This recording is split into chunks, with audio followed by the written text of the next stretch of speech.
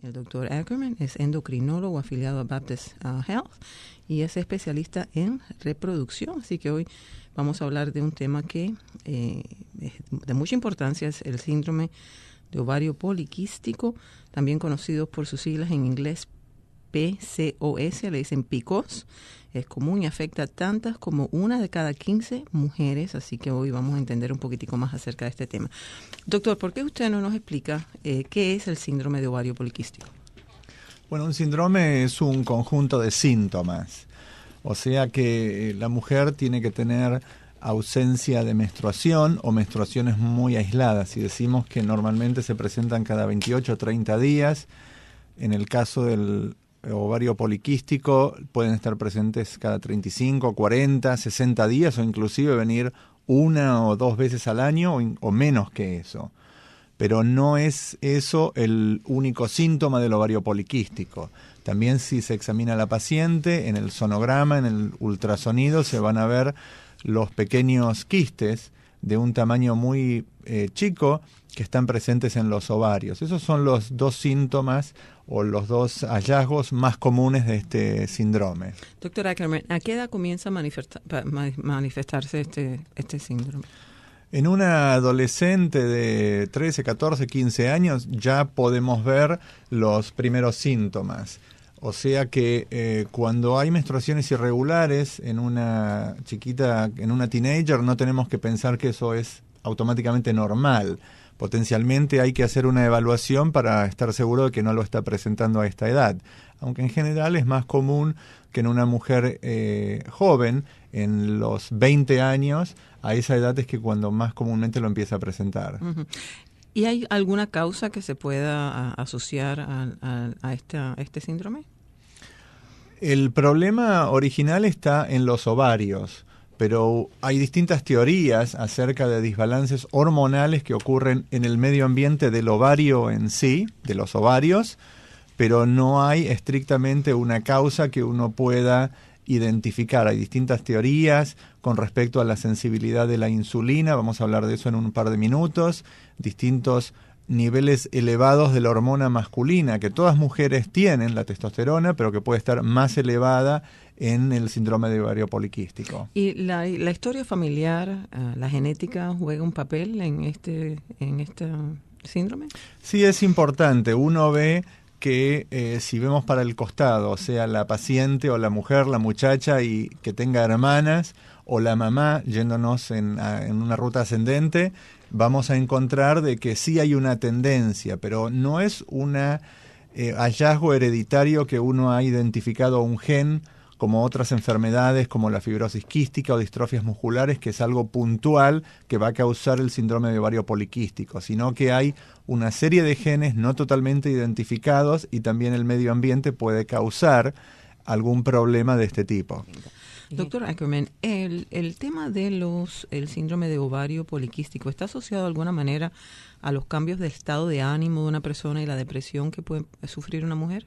Sí, hay algunos estudios que han establecido alguna relación, aunque uno no sabe exactamente cuál es el mecanismo por el que esto ocurre. A veces una mujer, particularmente si es adolescente, empieza a ver que las compañeras, las amigas empiezan a tener menstruaciones regulares, y eso hace que psicológicamente la hagan sentir mujer. En esa edad, si no hay menstruaciones o hay menstruaciones irregulares, puede conducir a un estado de alteración del humor, quizás no llegando a una depresión, pero sí cambios de ese tipo. Cuando son más grandes, a veces hay asociación, pero como dije antes, no está establecido el mecanismo por el que esto ocurre. ¿Cómo se diagnostica el síndrome de ovario poliquístico? Bueno, el arma más grande que tenemos nosotros es la comunicación, porque hablando con la paciente, que ella nos cuente cada cuánto vienen las menstruaciones, cómo fueron las primeras menstruaciones, cómo se presentan, es lo más importante para hacer el diagnóstico. A través del examen físico, si uno hace un sonograma, un ultrasonido, puede ver esos pequeños quistes, esas bolitas, colecciones de líquido que están dentro de los ovarios, como para dar un poquito más de apoyo al diagnóstico. Y después por análisis de sangre, para descartar de que no hay otra enfermedad asociada que puede disfrazarse del ovario poliquístico. O sea, pudiesen haber algunos síntomas que confundan el diagnóstico hacia otras enfermedades.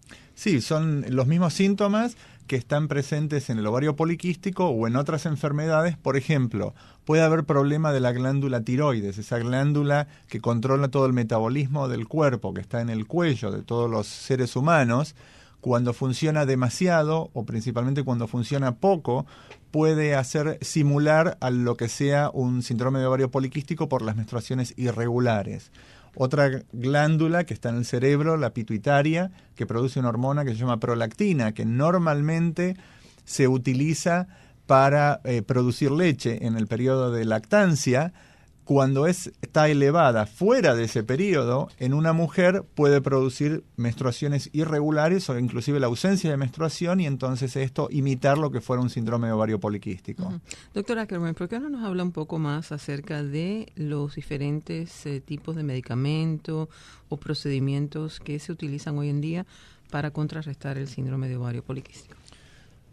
La elección del tratamiento, de la terapia, depende un poco de la situación personal de la paciente. Para aclarar esto, si la paciente viene a mi consultorio y lo que ella quiere es quedar embarazada, entonces tenemos que darle medicaciones para que ella ovule. A veces logramos esto con una medicación que hace 40 años que está en el mercado, el clomifeno, que se toma por boca durante 5 días y es muy efectiva para hacerla ovular.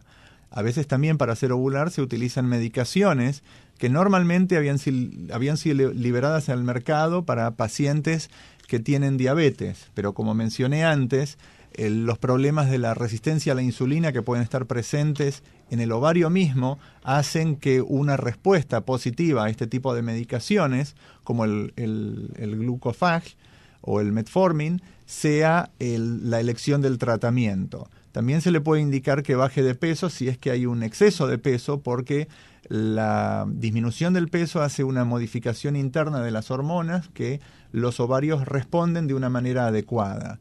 Pero también podemos tener un grupo de pacientes que no quieren quedar embarazadas, que están con las menstruaciones irregulares, y no solamente irregular, sino con un flujo muy elevado de sangre, que puede causar un problema de anemia, por ejemplo. En esas pacientes muchas veces se le puede dar pastillas anticonceptivas que van a hacer que se regularice el ciclo menstrual.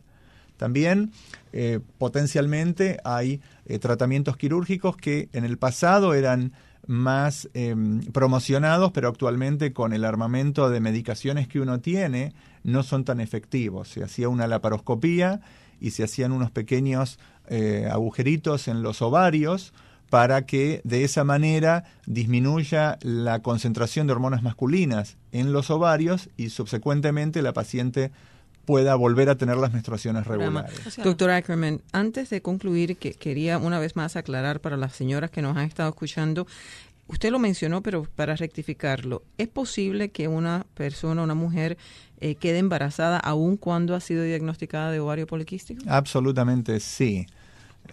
Primero puede quedar embarazada sola, porque el ovario poliquístico puede demorar una ovulación, pero no siempre la va a anular. O sea que la mujer puede llegar a ovular teniendo menstruaciones irregulares. Y si no lo hace sola, hay muchas opciones, y muchas de ellas relativamente simples, con medicaciones por boca nada más, para que ovule y pueda lograr un embarazo. Entonces, muy buenas noticias para algunas señoras que a lo mejor han estado escuchando y que ya habían echado a un lado la posibilidad de ser mamá por este síndrome.